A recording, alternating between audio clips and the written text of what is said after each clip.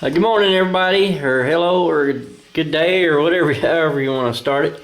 Here we go with, I guess, our next part of our video series. We're making basically a shop for my wife to work on guns. I work full time as a truck driver. I work quite a bit of hours, so that's the whole purpose of doing these like we are, because we can only work on them whenever we can.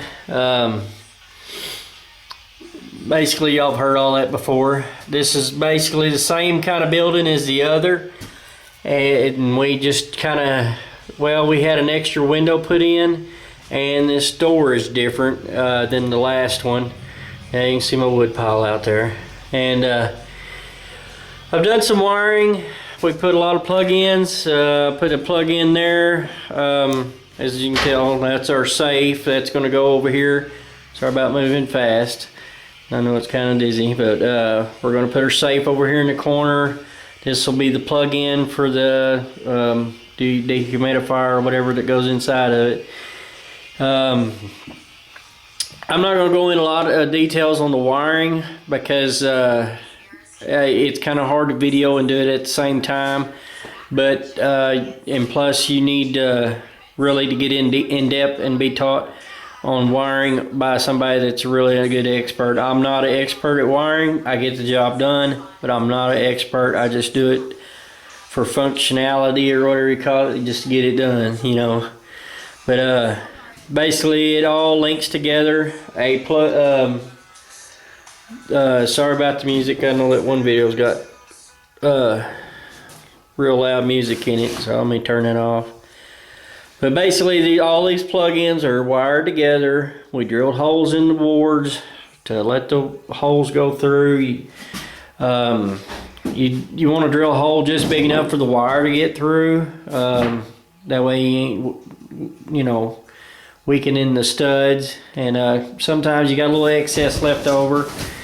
And I tacked them down just to keep them up against the wall. And of course, you drill the hole on the back side of the board. That way, when you nail into a stud or something with whatever, shelf or something, just in case you hit right here, you're not going to hurt it. You're not getting into the wire. And they also make a deal I seen that you can place right here on your stud. It's like a little steel deal, and it will actually prevent you from nailing into your wire.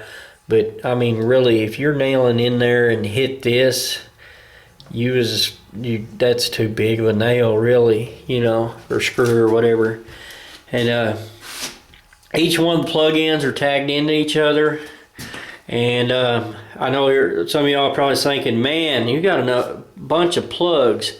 Well, now is the time to do the plugs. And it takes just a few more times. There's the Boxer safe come in. We just picked that up, Tractor Supply. It takes a little bit longer to do the plugs now, but not that much, because it's just, you cut the wire, you put, a wire on one side, one on the other, and that's hot right now, so I'm not actually going to touch it. But, now's the time to do it. We're going to have workbenches in here and everything, and we're not going to be running a lot of stuff, but it might be convenient to do that. And they've got a light over there being fed up through here, through the top of the joist there. There's a light there. And all of our lights has got the little pull switch deal, in case we want to turn one on and the other one off. That one was whenever we didn't have the power going. That was just kind of a temporary light. And my wife's main work table is going to be underneath this light, so we put a little heavier light on there and little spotlights where she could aim them. And plus, she'll have a plug-in there and over there as well as down there to be able to hook up other lights or her various electric tools she uses. Basically, we got two different circuits coming in from outside, both of them 15 amps. Because like I say, we're not going to run anything big in here. I mean, we'll have one circuit. We have one circuit for like the air conditioner and the heater. We're going to have electric heat and electric air conditioner, of course. And then the other circuits for the plug-ins and the lights. And you can see where it comes up from the switch there and goes up and then comes back over through here, and then they're all spliced together there, and I went ahead and taped them up and to make them wire nutted them and then taped them up. And you can see my wood pile out there, the free wood from the mill. Get a lot of free firewood, and I like that stuff. But anyway, we're fixing to start some insulation. We been kind of busy doing other stuff, and we got last video or last building that we made. Somebody gave us some insulation, and it took a little longer to do because we had to cut it because it was too wide. This stuff we bought at Home Depot. Or we might have got it at Lowe's. I don't know. It was exactly the same price and even the same company that made them. But so I'm not promoting Home Depot or Lowe's. We like them both. Home Depot probably a little better, but just because it's more convenient. We're halfway between both places. But anyway, this stuff is the right thickness. It's the right width. You don't have to cut the width part of it. The length, it's just coming in one big roll. We're just going to put it up here and then cut it to length. Staple it down with our new fancy DeWalt stapler, and we got that on sale at Home Depot actually, and it was like $1 more than a little cheap brand, and it shoots brads and everything else. And I mean, everybody likes pretty new tools, you know. But anyway, I just thought I'd show a closer a brief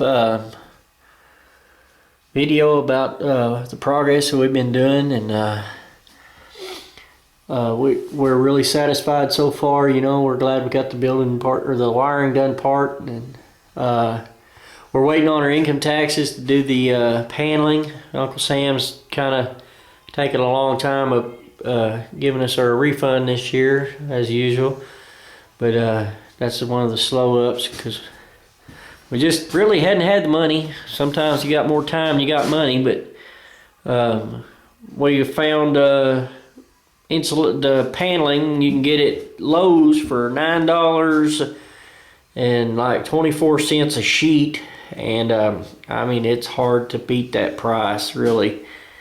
And oh, and the power, I've got a little excess in here I'm gonna have to deal with when I get over here. I'm gonna tuck that out of the way.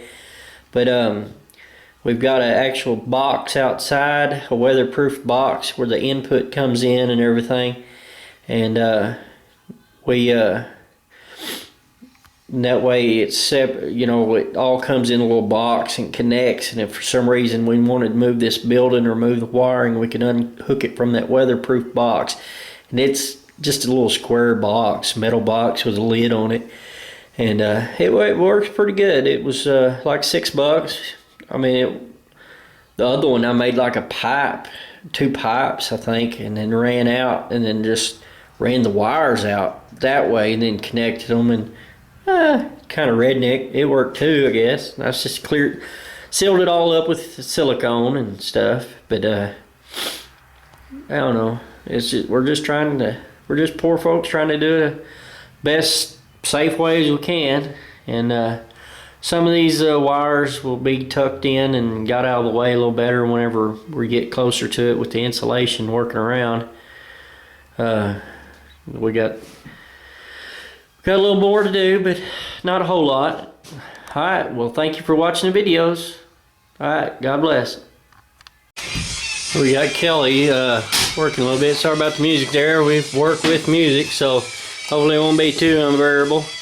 But on this insulation's got that vapor barrier deal or whatever. You got the little flaps just fold them over and staple them. You do it a little different with drywall. You put it on the inside and staple it like that. That way, because you glue the drywall to the wall. So we're going to use paneling, so we're going to do it like this right here. We've got several of them already done. This ceiling is what is it? How tall are these walls? They 7 foot? No, they're not quite. They're just about 6 foot, I would say. I'm 6 foot tall. But anyway, each roll did about 5 strips and a little part on the end. We're not done overlapping down there. We just got them set up. Basically, here's the roll. Just set it up in there and then cut it to length, and then go to the next one. That's kind of simple. I just kind of wanted to include that one on the end of this video.